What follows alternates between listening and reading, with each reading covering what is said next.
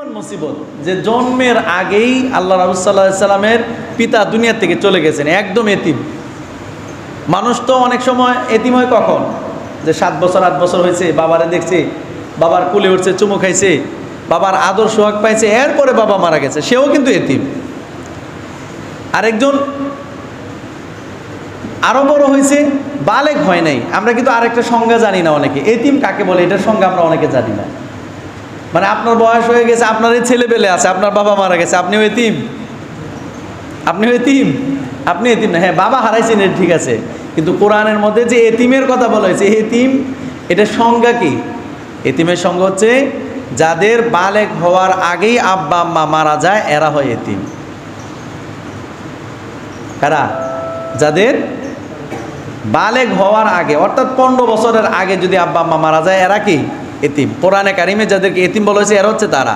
এখন আপনার বয়স হয়ে গেছে 60, 70, আপনার বাবা মারা গেছে, আপনিও এতিম। হ্যাঁ এতিম, এক দৃষ্টিকোণ থেকে এতিম, কিন্তু কোরআন যেটাকে এতিম বলা হয়েছে ওইটা কিন্তু কারা? ওই ছোট ছোট বাচ্চা যারা বালেগ হওয়ার আগে কি মারা গেছে, আব্বা আম্মা মারা গেছে, তো এরাও এতিম।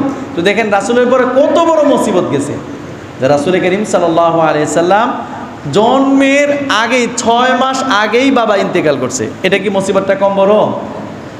অনেক বড় মুসিবত না?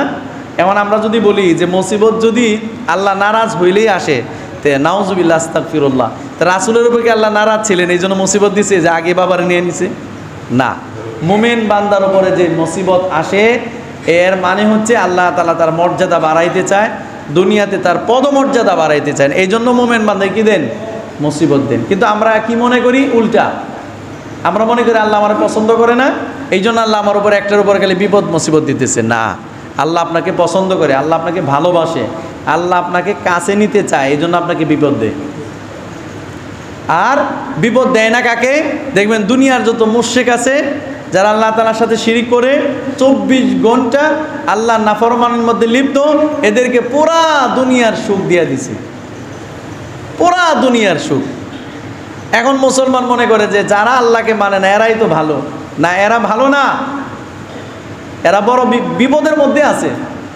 আল্লাহ তাআলা আখিরাতে তাদেরকে চিরস্থায়ী সুখ থেকে বঞ্চিত করবেন, এই জন্য দুনিয়াতে ক্ষণস্থায়ী একটা শান্তি দিচ্ছেন, এটা ক্ষণস্থায়ী শান্তি। আর মুমিনকে আল্লাহ তাআলা কি শান্তি দিবেন? চিরস্থায়ী। এই জন্য এক হাদিসের মধ্যে আল্লাহ রাসূল সাল্লাল্লাহু আলাইহি সাল্লাম বলেন যে দুনিয়া হচ্ছে মুমিনের জন্য জেলখানা। বলেন কি খানা? তো জেলখানায় মানুষ কি খুব আরামে খায় না? আরামে ঘুমায় না কষ্টের মধ্যে থাকে? তো মুমিন মানেই কষ্টের মধ্যে থাকবে, মুমিনের বিপদ মুসিবত আসবেই। এমনও শুনছি যে 40 দিনের মধ্যে যার কোনো বিপদ মুসিবত আসে না, সে তো খাঁটি মুমিনই না, খাঁটি মুমিনই না সে। অর্থাৎ আল্লাহ তাআলা যাকে পছন্দ করেন, যাকে ভালোবাসেন, তাকে এরকম বিপদ মুসিবত দিবেন, এটাই স্বাভাবিক। যেমন মুসিবত দিচ্ছেন রাসূল করিম সাল্লাল্লাহু আলাইহি সাল্লামকে, জন্ম হওয়ার 6 মাস আগেই বাবা নিয়ে নিছেন, এরপরে জন্ম হওয়ার পরেই মা নিয়ে নিছেন, এটা মুসিবত না? এরপরে দাদা ছিল অভিভাবক, দাদাকেও নিয়ে নিছেন। এরপরে আল্লাহ রাসূল সাল্লাল্লাহু আলাইহি সাল্লাম বড় হয়েছেন, খাদিজা রাদিয়াল্লাহু তাআলা আনহা ওনাকে বিবাহ করছেন, বড় একটা ছায়া ছিল, শুধু স্ত্রী ছিল না, উনি বড় একটা ছায়া ছিল।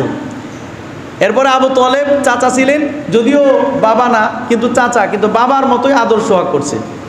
তো আল্লাহ তাআলা নবুয়তের 10ম বছরে চাচাকেও নিয়ে নিছেন, স্ত্রীকে উঠে নিছেন। এমনকি রাসূল সাল্লাল্লাহু আলাইহি সাল্লাম এই বছরটা নাম রাখছেন দুঃখের বছর, কারণ বাহিরে রাসূল করিম সাল্লাল্লাহু আলাইহি সাল্লামের বাহিরে রাসূলকে সান্ত্বনা দিতেন কে? চাচা আবু তালেব। আর ঘরে সান্ত্বনা দিতেন স্ত্রী খাদিজা রাদিয়াল্লাহু তাআলা আনহা। তো নবুয়তের 10ম বছর 2 জনকে আল্লাহ তাআলা উঠে নিছেন, এটা কি কম বড় মুসিবত? এখন আপনি কি বলবেন যে রাসূলকে যে এই যে এত কষ্ট দেওয়া হইতেছে, এত মুসিবত দেওয়া হইতেছে, এর মানে কি রাসূলকে আল্লাহ পছন্দ করেন না? নাউজুবিল্লাহ। আরে পছন্দ করেন। পরবর্তীতে এই যে মেরাজের ঘটনা আমরা শুনি যে কোনো নবী এভাবে সরাসরি আল্লাহ তাআলার দরবারে সশরীরে হাজির হইতে পারে নাই, কোনো নবী না। মুসা আলাইহিস সালাম আল্লাহ তাআলার সাথে কথা বলছেন ওই আরশে আজিম থেকে, আল্লাহ তাআলা আরশে আজিম থেকে কথা বলছেন, মুসা আলাইহিস সালাম শুনছেন, উত্তর দিছেন। কিন্তু আল্লাহ তাআলা রাসূল করিম সাল্লাল্লাহু আলাইহি ওয়াসাল্লাম কোথায় নিয়ে গেছেন? একদম আরশে আজিমে, যেখানে আল্লাহ তাআলার স্থান, ওইখানে নিয়ে নিছেন। কোরআনে কারিমের মধ্যে আল্লাহ তাআলা বর্ণনা করছেন এটা, যে তীর আর ধনুক কাছাকাছি থাকে না? তীর আর ধনুক দেখছেন কাছাকাছি থাকে না? তো কোরআনের মধ্যে আল্লাহ তাআলা বলছেন যে আল্লাহর রাসূল আর আল্লাহ তাআলার দিদার একদম কাছাকাছি ছিল, তীর আর ধনুকের মতন। এটা কখন হয়েছে? যখন রাসূল সাল্লাল্লাহু আলাইহি সাল্লাম সব হারাইছে, এখন কেউ নাই এ মক্কাতে সান্ত্বনা দেওয়ার জন্য, কেউ নাই, চাচাও নাই, স্ত্রীও নাই, দাদা তো আগেই মারা গেছে। আর বাকি যে সমস্ত চাচারা ছিল সবাই ছিল রাসূলের বিরোধী। তো আল্লাহ রাসূল সাল্লাল্লাহু আলাইহি সাল্লামকে সান্ত্বনা দেওয়ার জন্য একদম কাছে নিয়ে আনিছেন, যেখানে জিব্রাইল যাইতে পারে না ওইখানে রাসূলকে নিয়ে আনিছেন। কি দেওয়ার জন্য? সান্ত্বনা দেওয়ার জন্য। কিন্তু এই সান্ত্বনা কখন আসছে? মুসিবতের পরে। কখন আসছে? মুসিবতের পরে। তো আমরাও কিন্তু অনেক সময় পেরেশান হয়ে যায় মুসিবতের মধ্যে পড়লে, পেরেশানি দূর হইতেছে না। অথচ আল্লাহ তাআলা সূরা আলাম নাশরাহ এর মধ্যে বলছেন, কি বলছেন? উসরি ইউসরা, উসরি ইউসরা। উসর মানে কষ্ট, আর ইউসরা মানে কি? সহজ, শান্তি। তো মানুষ যখন বিপদ মুসিবতের মধ্যে পড়ে আর আল্লাহর উপরে কোনো অভিযোগ না করে, যেটা বলা উদ্দেশ্য, আমরা কিন্তু বিপদ মুসিবতে পড়ার পরে অভিযোগ শুরু হয়ে যায় আমাদের আল্লাহর উপরে, অভিযোগ। তো যারা অভিযোগ করে এদের ঈমানের মধ্যে কমতি আছে।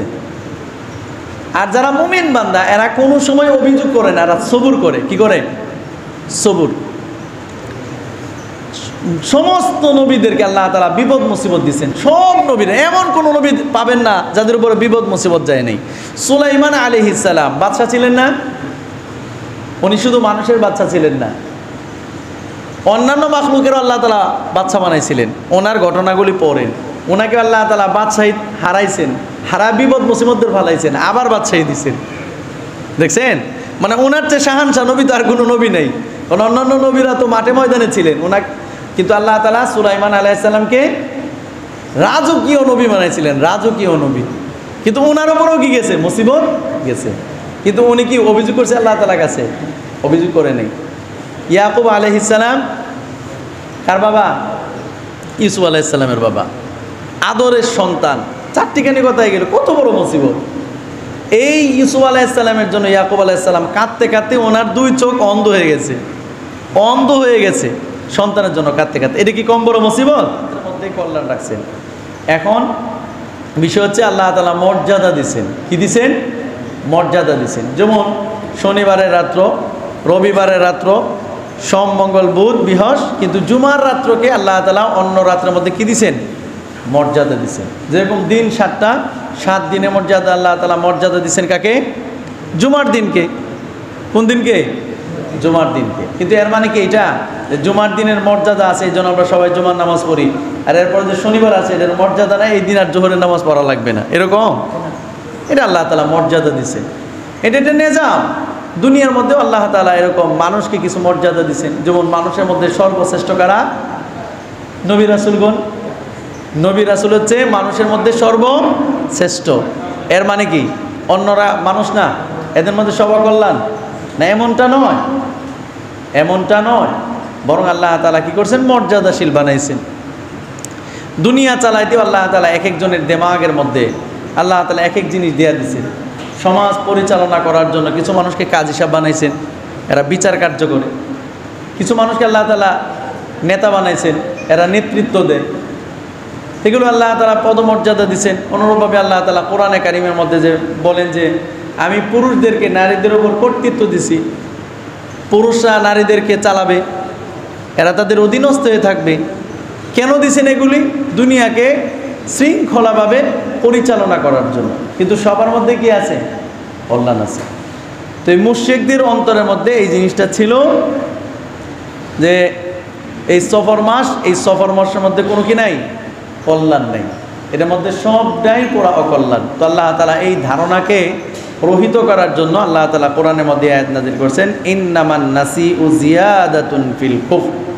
যে এই মুশরিকরা এরা যে সফর মাসকে সফর মাসে বলে না, অন্য মাসে নিয়ে যায়, এটাকে পিছনে ফেলে দেয়, এমনটা যে করে, এই যে বাড়াবাড়িটা করে, আর এই সফর মাসকে তারা অকল্যাণ মনে করে, আল্লাহ তাআলা বলেন ফিল কুফ, এটা হচ্ছে কুফরি।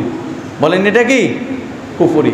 অনুরূপভাবে রাসূল করিম সাল্লাল্লাহু আলাইহি ওয়াসাল্লামও যে কোনো বিষয়ের মধ্যে অকল্যাণ ধারণা করা, অকল্যাণ মনে করা, এটাকে নিষেধ করছেন। এটা কি করছেন?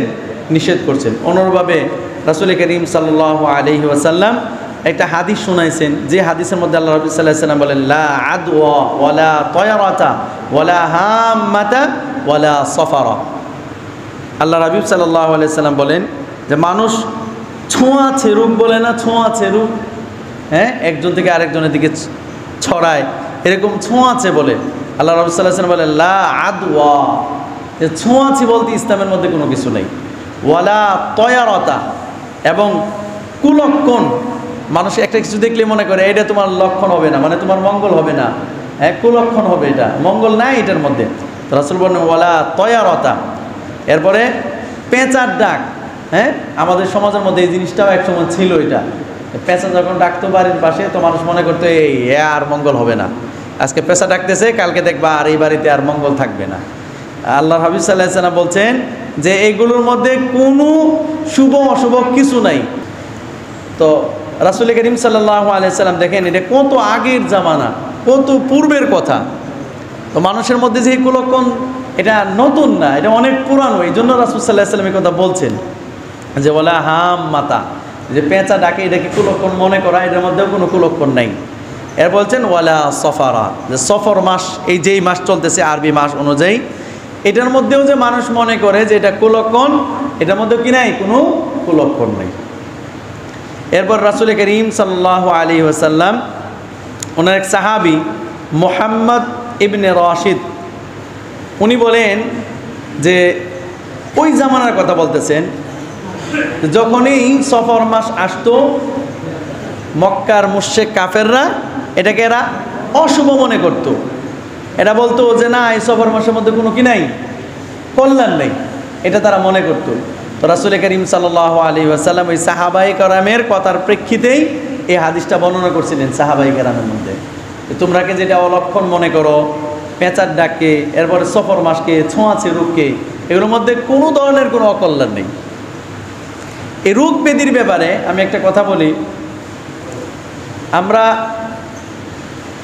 মানে রোগ ব্যাধি এটা যদি মুমিন ব্যক্তির হয়, এটা বুঝতে হবে যে আল্লাহ তাআলা তাকে পছন্দ করেন। কারণ রাসূল করিম সাল্লাল্লাহু আলাইহি ওয়াসাল্লাম এই ব্যাপারে হাদিস আছে যে মুমিন ব্যক্তি যখন অসুস্থ হয়, জ্বর হয়, জ্বরে হুম্মার কথা বলছেন, হুম্মা মানে জ্বর, কোনো একজন মুমিন ব্যক্তির যদি জ্বর আসে আর সে যদি সারা রাত্র এটার জন্য কষ্ট করে, এর দ্বারা মুমিন ব্যক্তির গুনাহগুলিকে আল্লাহ তাআলা মাফ করে দেন। তো বিপদ মুসিবত হওয়া, রোগ ব্যাধি হওয়া, এটা যদি ইমানের হালতে হয়, মুমিন ব্যক্তির হয়, এটা দ্বারা তার উপরে গজব দেওয়া হইতেছে, আল্লাহ তাকে পছন্দ করে না, এরকমটা না, বরং আল্লাহ তাআলা তাকে পছন্দ করেন, এই জন্য বিপদ মুসিবত দেন। আমরা অনেক সময় ভেঙে পড়ি, অনেক সময় আমরা ভেঙে পড়ি, আহা আমার উপরে বিপদ আসতেছে, অথচ যারা দিন মানে না, দিনের কথা শুনে না, এরা কত ভালো আছে। এটা কিন্তু অনেকের ধারণা, এটা যত বিপদ মুসিবত সব আল্লাহ তাআলা আমারই দিতেছে। তো দেখেন নবীদের উপর আল্লাহ তাআলা কত বড় বিপদ মুসিবত দিচ্ছেন, কি পরিমাণ বিপদ মুসিবত নবীদের উপরে গেছে। আমাদের রাসূল সাল্লাল্লাহু আলাইহি ওয়াসাল্লাম, ওনার কথা চিন্তা করেন তো, কি মানে একটা মানুষের উপরে কি পরিমাণ মুসিবত, যে জন্মের আগেই আল্লাহ রাসূল সাল্লাল্লাহু আলাইহি সাল্লামের পিতা দুনিয়া থেকে চলে গেছেন, একদম এতিম। মানুষ তো অনেক সময় এতিম হয় কখন, যে 7 বছর 8 বছর হয়েছে, বাবারে দেখছে, বাবার কোলে উঠছে, চুমু খাইছে, বাবার আদর সোহাগ পাইছে, এরপরে বাবা মারা গেছে, সেও কিন্তু এতিম। আরেকজন আরো বড় হয়েছে, বালেগ হয় নাই। আমরা কিন্তু আরেকটা সংজ্ঞা জানি না অনেকে, এতিম কাকে বলে এটার সংজ্ঞা আমরা অনেকে জানি না। মানে আপনার বয়স হয়ে গেছে, আপনার এই ছেলেবেলে আছে, আপনার বাবা মারা গেছে, আপনিও এতিম, আপনিও এতিম, আপনি এতিম না, হ্যাঁ বাবা হারাইছেন ঠিক আছে, কিন্তু কোরআনের মধ্যে যে এতিমের কথা বলা হয়েছে, এতিম এটা সংজ্ঞা কি? এতিমের সংজ্ঞা হচ্ছে যাদের বালেগ হওয়ার আগেই আব্বা আম্মা মারা যায়, এরা হয় এতিম। কারা? যাদের বালেগ হওয়ার আগে, অর্থাৎ 15 বছরের আগে যদি আব্বা আম্মা মারা যায়, এরা কি? এতিম। কোরআনে কারিমে যাদেরকে এতিম বলা হয়েছে, এরা হচ্ছে তারা। এখন আপনার বয়স হয়ে গেছে 60, 70, আপনার বাবা মারা গেছে, আপনিও এতিম। হ্যাঁ এতিম, এক দৃষ্টিকোণ থেকে এতিম, কিন্তু কোরআন যেটাকে এতিম বলা হয়েছে ওইটা কিন্তু কারা? ওই ছোট ছোট বাচ্চা যারা বালেগ হওয়ার আগে কি মারা গেছে, আব্বা আম্মা মারা গেছে, তো এরাও এতিম। তো দেখেন রাসূলের পরে কত বড় মুসিবত গেছে, যে রাসূল করিম সাল্লাল্লাহু আলাইহি সাল্লাম জন্মের আগেই 6 মাস আগেই বাবা ইন্তেকাল করছে। এটা কি মুসিবতটা কম বড়? অনেক বড় মুসিবত না? এমন আমরা যদি বলি যে মুসিবত যদি আল্লাহ নারাজ হইলেই আসে, তে নাউজুবিল্লাহ আস্তাগফিরুল্লাহ, তা রাসূলের উপর কি আল্লাহ নারাজ ছিলেন এই জন্য মুসিবত দিছে যে আগে বাবার নিয়ে নিছে? না, মুমিন বান্দার উপরে যে মুসিবত আসে এর মানে হচ্ছে আল্লাহ তাআলা তার মর্যাদা বাড়াইতে চায়, দুনিয়াতে তার পদমর্যাদা বাড়াইতে চান, এই জন্য মুমিন বান্দায় কি দেন? মুসিবত দেন। কিন্তু আমরা কি মনে করি? উল্টা। আমরা মনে করি আল্লাহ আমার পছন্দ করে না, এই জন্য আল্লাহ আমার উপর একটার উপর খালি বিপদ মুসিবত দিতেছে। না, আল্লাহ আপনাকে পছন্দ করে, আল্লাহ আপনাকে ভালোবাসে, আল্লাহ আপনাকে কাছে নিতে চায়, এই জন্য আপনাকে বিপদ দেয়। আর বিপদ দেয় না কাকে? দেখবেন দুনিয়ার যত মুশরিক আছে যারা আল্লাহ তাআলার সাথে শিরিক করে 24 ঘন্টা আল্লাহর নাফরমানির মধ্যে লিপ্ত, এদেরকে পুরা দুনিয়ার সুখ দিয়ে দিছে, পুরা দুনিয়ার সুখ। এখন মুসলমান মনে করে যে যারা আল্লাহকে মানে না এরাই তো ভালো। না, এরা ভালো না, এরা বড় বিপদের মধ্যে আছে। আল্লাহ তাআলা আখিরাতে তাদেরকে চিরস্থায়ী সুখ থেকে বঞ্চিত করবেন, এই জন্য দুনিয়াতে ক্ষণস্থায়ী একটা শান্তি দিচ্ছেন, এটা ক্ষণস্থায়ী শান্তি। আর মুমিনকে আল্লাহ তাআলা কি শান্তি দিবেন? চিরস্থায়ী। এই জন্য এক হাদিসের মধ্যে আল্লাহ রাসূল সাল্লাল্লাহু আলাইহি সাল্লাম বলেন যে দুনিয়া হচ্ছে মুমিনের জন্য জেলখানা। বলেন কি খানা? তো জেলখানায় মানুষ কি খুব আরামে খায় না? আরামে ঘুমায় না কষ্টের মধ্যে থাকে? তো মুমিন মানেই কষ্টের মধ্যে থাকবে, মুমিনের বিপদ মুসিবত আসবেই। এমনও শুনছি যে 40 দিনের মধ্যে যার কোনো বিপদ মুসিবত আসে না সে তো খাঁটি মুমিনই না, খাঁটি মুমিনই না সে। অর্থাৎ আল্লাহ তাআলা যাকে পছন্দ করেন, যাকে ভালোবাসেন, তাকে এরকম বিপদ মুসিবত দিবেন, এটাই স্বাভাবিক। যেমন মুসিবত দিচ্ছেন রাসূল করিম সাল্লাল্লাহু আলাইহি সাল্লামকে, জন্ম হওয়ার 6 মাস আগেই বাবা নিয়ে নিছেন, এরপরে জন্ম হওয়ার পরেই মা নিয়ে নিছেন, এটা মুসিবত না? এরপরে দাদা ছিল অভিভাবক, দাদাকেও নিয়ে নিছেন। এরপরে আল্লাহ রাসূল সাল্লাল্লাহু আলাইহি সাল্লাম বড় হয়েছেন, খাদিজা রাদিয়াল্লাহু তাআলা আনহা ওনাকে বিবাহ করছেন, বড় একটা ছায়া ছিল, শুধু স্ত্রী ছিল না, উনি বড় একটা ছায়া ছিল। এরপরে আবু তালেব চাচা ছিলেন, যদিও বাবা না কিন্তু চাচা, কিন্তু বাবার মতোই আদর সোহাগ করছে। তো আল্লাহ তাআলা নবুয়তের 10ম বছরে চাচাকেও নিয়ে নিছেন, স্ত্রীকে উঠে নিছেন। এমনকি রাসূল সাল্লাল্লাহু আলাইহি সাল্লাম এই বছরটা নাম রাখছেন দুঃখের বছর, কারণ বাহিরে রাসূল করিম সাল্লাল্লাহু আলাইহি সাল্লামের বাহিরে রাসূলকে সান্ত্বনা দিতেন কে? চাচা আবু তালেব। আর ঘরে সান্ত্বনা দিতেন স্ত্রী খাদিজা রাদিয়াল্লাহু তাআলা আনহা। তো নবুয়তের 10ম বছর দুইজনকে আল্লাহ তাআলা উঠায় নিছেন, এটা কি কম বড় মুসিবত? এখন আপনি কি বলবেন যে রাসূলকে যে এই যে এত কষ্ট দেওয়া হইতেছে, এত মুসিবত দেওয়া হইতেছে, এর মানে কি রাসূলকে আল্লাহ পছন্দ করেন না? নাউজুবিল্লাহ। আরে পছন্দ করেন। পরবর্তীতে এই যে মেরাজের ঘটনা আমরা শুনি যে কোনো নবী এভাবে সরাসরি আল্লাহ তাআলার দরবারে সশরীরে হাজির হইতে পারে নাই, কোনো নবী না। মুসা আলাইহিস সালাম আল্লাহ তাআলার সাথে কথা বলছেন ওই আরশে আজিম থেকে, আল্লাহ তাআলা আরশে আজিম থেকে কথা বলছেন, মুসা আলাইহিস সালাম শুনছেন, উত্তর দিছেন। কিন্তু আল্লাহ তাআলা রাসূল করিম সাল্লাল্লাহু আলাইহি ওয়াসাল্লাম কোথায় নিয়ে গেছেন? একদম আরশে আজিমে, যেখানে আল্লাহ তাআলার স্থান, ওইখানে নিয়ে নিছেন। কোরআনে কারীমের মধ্যে আল্লাহ তাআলা বর্ণনা করছেন এটা, যে তীর আর ধনুক কাছাকাছি থাকে না? তীর আর ধনুক দেখছেন কাছাকাছি থাকে না? তো কোরআনের মধ্যে আল্লাহ তাআলা বলছেন যে আল্লাহর রাসূল আর আল্লাহ তাআলার দিদার একদম কাছাকাছি ছিল, তীর আর ধনুকের মতন। এটা কখন হয়েছে? যখন রাসূল সাল্লাল্লাহু আলাইহি সাল্লাম সব হারাইছে, এখন কেউ নাই এ মক্কাতে সান্ত্বনা দেওয়ার জন্য, কেউ নাই, চাচাও নাই, স্ত্রীও নাই, দাদা তো আগেই মারা গেছে। আর বাকি যে সমস্ত চাচারা ছিল সবাই ছিল রাসূলের বিরোধী। তো আল্লাহ রাসূল সাল্লাল্লাহু আলাইহি সাল্লামকে সান্ত্বনা দেওয়ার জন্য একদম কাছে নিয়ে আনিছেন, যেখানে জিব্রাইল যাইতে পারে না ওইখানে রাসূলকে নিয়ে আনিছেন। কি দেওয়ার জন্য? সান্ত্বনা দেওয়ার জন্য। কিন্তু এই সান্ত্বনা কখন আসছে? মুসিবতের পরে। কখন আসছে? মুসিবতের পরে। তো আমরাও কিন্তু অনেক সময় পেরেশান হয়ে যায় মুসিবতের মধ্যে পড়লে, পেরেশানি দূর হইতেছে না। অথচ আল্লাহ তাআলা সূরা আলাম নাশরাহ এর মধ্যে বলছেন, কি বলছেন? উসরি ইউসরা, উসরি ইউসরা। উসর মানে কষ্ট, আর ইউসরা মানে কি? সহজ, শান্তি। তো মানুষ যখন বিপদ মুসিবতের মধ্যে পড়ে আর আল্লাহর উপরে কোনো অভিযোগ না করে, যেটা বলা উদ্দেশ্য, আমরা কিন্তু বিপদ মুসিবতে পড়ার পরে অভিযোগ শুরু হয়ে যায় আমাদের আল্লাহর উপরে, অভিযোগ। তো যারা অভিযোগ করে এদের ইমানের মধ্যে কমতি আছে, আর যারা মুমিন বান্দা এরা কোনো সময় অভিযোগ করে না, এরা সবুর করে। কি করে? সবুর। সমস্ত নবীদেরকে আল্লাহ তাআলা বিপদ মুসিবত দিচ্ছেন, সব নবীরা, এমন কোনো নবী পাবেন না যাদের উপরে বিপদ মুসিবত যায় নাই। সুলাইমান আলাইহিস সালাম বাদশা ছিলেন না? উনি শুধু মানুষের বাচ্চা ছিলেন না, অন্যান্য মাখলুকেরও আল্লাহ তাআলা বাচ্চা বানাইছিলেন। ওনার ঘটনাগুলি পড়েন। ওনাকে আল্লাহ তাআলা বাদশাহী হারাইছেন, হারা বিপদ মুসিবতদের ফালাইছেন, আবার বাদশাহী দিচ্ছেন। দেখছেন?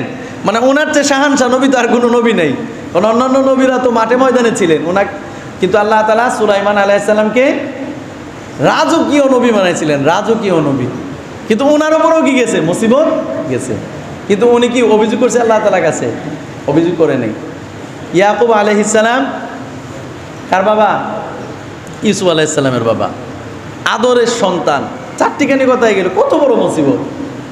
এই ইউসুফ আলাইহিস সালামের জন্য ইয়াকুব আলাইহিস সালাম কাঁদতে কাঁদতে ওনার দুই চোখ অন্ধ হয়ে গেছে, অন্ধ হয়ে গেছে সন্তানের জন্য কাঁদতে কাঁদতে। এটা কি কম বড় মুসিবত?